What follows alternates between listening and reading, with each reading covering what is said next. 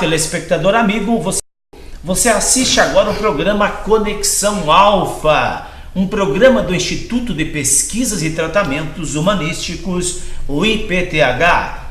Estamos na Rua Ponta Grossa, 1836, sobrelógio do Calçado Santa Rita, bem no coração de Apucarana.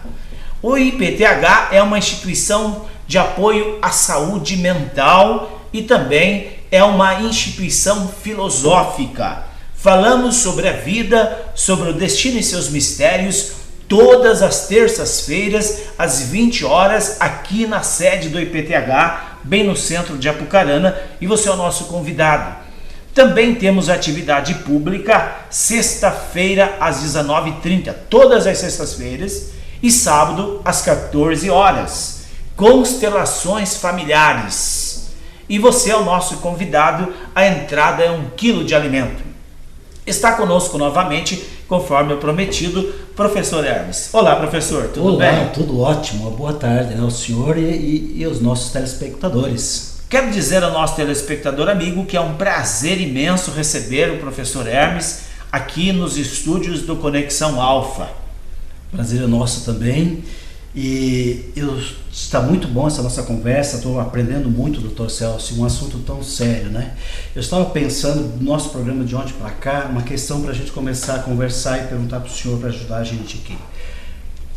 As pessoas têm o direito, eu estou pensando em situações limites, vamos dar uma ideia. Aborto, questões seríssimas, né? Situações limites de dor, de sofrimento, né? Com doenças terminais. Nós temos o direito de tirar a nossa vida e suicidar, autoriza? Temos o direito, doutor Celso? Professor, nós partimos do princípio da nossa conversa, o telespectador tem que entender, professor, nós partimos do princípio que somos um ser espiritual que habita neste corpo, que é o veículo da nossa alma e do nosso espírito. Dizemos sempre que somos uma tricotomia formada por corpo, alma e espírito. Dentro deste contexto espiritual, como filhos de Deus, como filhos do grande arquiteto do universo, ninguém tem o direito de tirar a vida, nem a sua própria vida, nem tirar a vida dos outros, como querem os legalistas que querem legalizar o aborto. Na visão psicanalítica, na visão da filosofia espiritualística e da espiritologia aplicativa, o aborto é um assassinato, professor, covardemente. Matar um ser indefeso, um ser inocente que não pode reagir. Eu diria que o aborto é um assassinato pior, muito pior, de quando se assassina um adulto. Porque o adulto pode reagir. Agora, que reação tem a criança no ventre materno? Nenhuma. E o que nós vemos dentro dessa sociedade materialista e um pouco hipócrita, né, professor? Defendem o aborto, dizem que a mulher tem o direito sobre o seu corpo, ela tem sim o direito sobre o seu corpo, até que não esteja dentro dela um outro corpo, que não pertence a ela. Ela é apenas a genitora daquela vida e ela tem a obrigação, se ela concebeu, ela tem que dar conta desta vida ao Criador. Daí vem a visão, como nós falamos inicialmente. Ninguém pode tirar a sua própria vida e nem tirar a vida de uma outra pessoa. Isso é crime previsto pela lei. Não é mesmo, professor? Sem dúvida. Da mesma forma, o senhor falou sobre a eutanásia. A eutanásia. Pode concluir, então, a sua colocação sobre a eutanásia. Eutanásia é bastante complicado, porque assim, há uma situação que uma pessoa tem uma vida vegetativa, limite, ou uma doença terminal. E ele tem esse direito de dizer assim, meus médicos pedem autorização para os seus parentes assim, eu não aguento mais sofrimento, tire a minha vida, eu quero me matar. Na verdade está pedindo isso, né? Tá, exatamente. Isso é possível? Tem sentido isso? Respeitar esse direito dele ou não? Veja, professor, isso é legal somente numa sociedade materialista, uma sociedade tecnocista, onde acredita que a vida é como a matéria, como um robô, como um animal. Nós, seres humanos, nós temos um contexto existencial, professor. E muitas vezes a pessoa entra num sofrimento como um resgate kármico de outras vidas, e este sofrimento é a providência divina, possibilitando ele resgatar tamanho mal que ele fez em outra vida, resgatando aqui com o sofrimento, para passar para o pós-morte mais leve, mais suave. E aí a pessoa pede para que tire a sua própria vida. Ela está fugindo da responsabilidade. Pode perceber, as pessoas, quanto mais ruim for aqui na vida, professor, mais sofrem para morrer. Eles ficam vegetando. Mas isso é o quê? É a bondade de Deus, é a divina providência atuando para que a pessoa se comova, se converta à luz divina através da interiorização e veja o que ele fez no passado e tome consciência para mudar o seu interior, para não continuar fazendo mal em vidas sequências, nas sequências de vida. Então tem aí, professor, uma questão kármica que precisa ser resgatado, mesmo que a pessoa esteja vegetando no hospital 10 anos, 15 anos, ele precisa daquele sofrimento. Aquele sofrimento vai fazer parte da evolução espiritual dele, portanto, nem o médico, nem ele tem direito de tirar essa vida. O único que tem o direito de tirar a vida, e ele não tira, ele dá, é Deus. Para todos pensarmos, né? Eu estava refletindo também aqui, eu trouxe o seguinte, o senhor falou, por exemplo, pensando em tudo que o senhor explicou para a gente. Será que existe a morte, na verdade? Eu estava imaginando, quando o senhor falou que nós somos um corpo trino, que, por exemplo, essa finitude da morte física, e como tem uma morte psicológica, eu estou pensando que o senhor falando assim, como teve gerações passadas que morreram, mas não morreram, porque Sim. ficou inconsciente, veio para as nossas vidas. A pergunta é essa, dá a impressão, não sei se estou correto ou é polêmico, que na verdade não existe de fato uma morte, tem uma morte física, mas parece que a vida continua.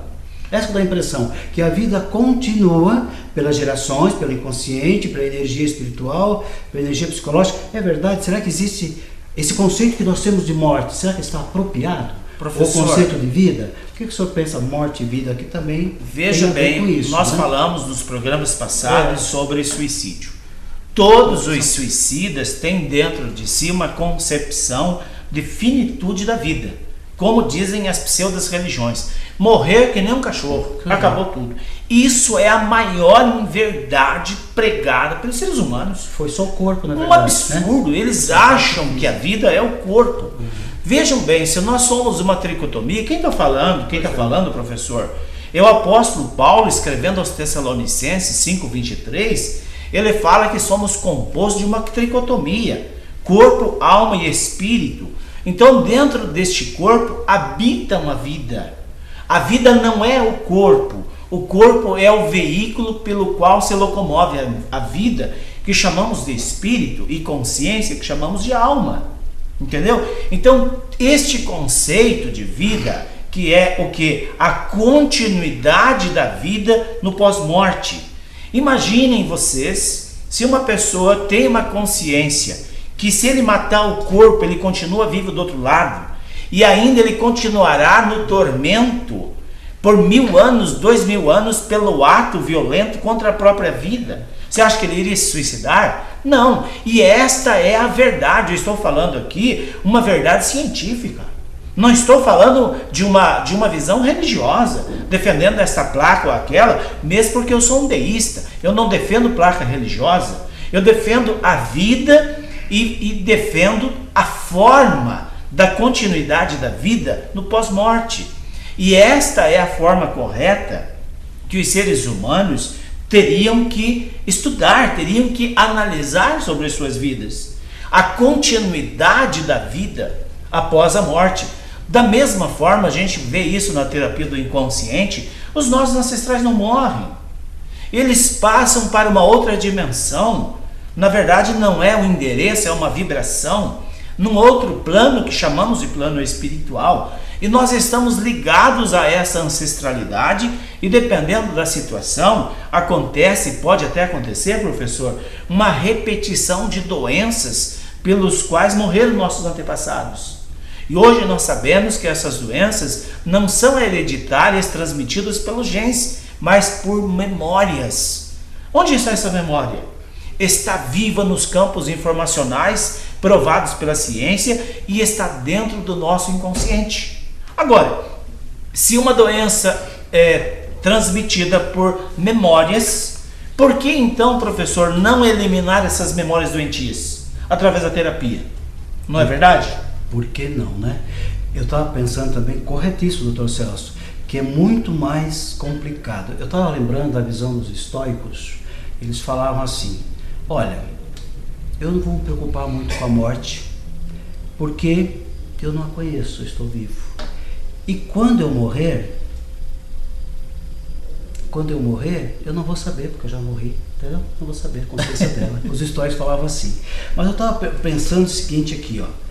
É muito mais sério do que isso, né? Mas o senhor está colocando, eu acho que traz outra questão importante. Se nós quisermos ter menos suicídio, menos valor à vida, menos tristeza, desespero, autodestruição, o senhor colocou uma coisa fundamental, que o senhor ampliasse um pouquinho mais.